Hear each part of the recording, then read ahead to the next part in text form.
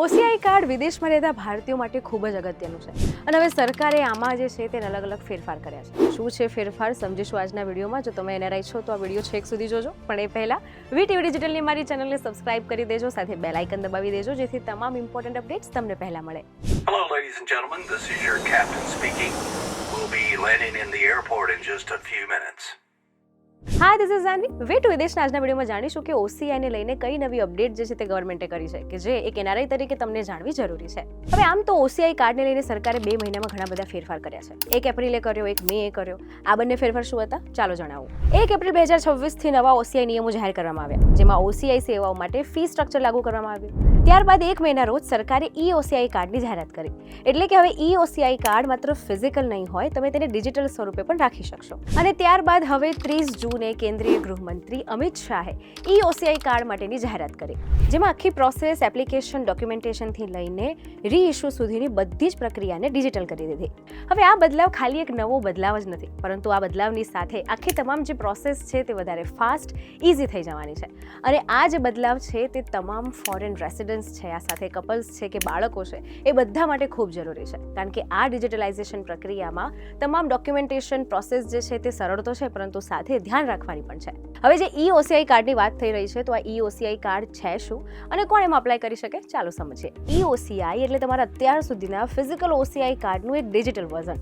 એટલે હવે દરેક વખતે ઓસીઆઈની બુકલેટ સાથે રાખવાની જરૂર નથી અને ખોવાઈ જવાની પણ ચિંતા નથી. એટલે તમે હવે તમારું આ ઈ ઓસીઆઈ ડાઉનલોડ કરીને ડોક્યુમેન્ટ્સ તરીકે કઈ પણ જગ્યાએ સ્ટોર કરી શકો છો. હવે આ ડિજિટલ ઈ ઓસીઆઈ કાર્ડ મળશે કોને? જે લોકો નવી ઓસીઆઈ માટે અપ્લાય કરશે તેમને પ્રાયોરિટી મુજબ ઈ ઓસીઆઈ મળશે અને હાલના ઓસીઆઈ હોલ્ડર્સને ધીમે ધીમે પ્રોસેસ થઈને પોતાનું ઈ ઓસીઆઈ કાર્ડ જે છે તે લઈ શકશે.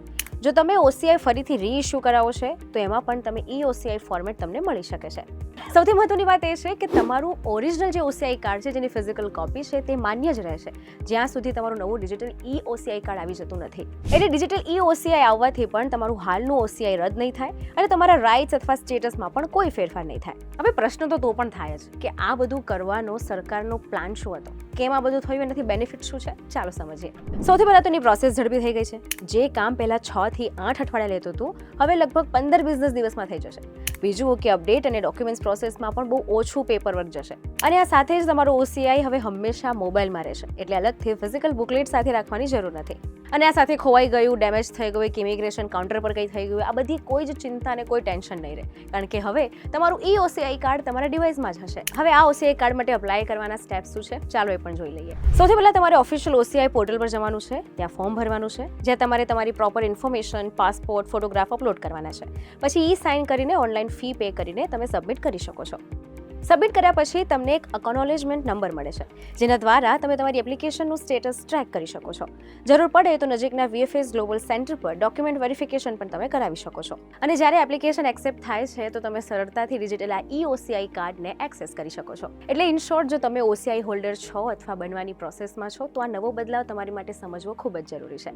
જે પણ તમારા એનઆરઆઈ ફ્રેન્ડ્સ છે કે જે પ્રોસેસમાં ભાગ લેવાનું વિચારી રહ્યા છે અથવા તમે પોતે પણ છો, આ બધા જ સુધી આ ઇન્ફોર્મેશન ચોક્કસ શેર કરી દેજો અને આવી જ ઇન્ફોર્મેટિવ અપડેટ્સ ને વિડીયોઝ માટે વીટીવી ડિજિટલ સાથે જોડાયેલા રહેજો.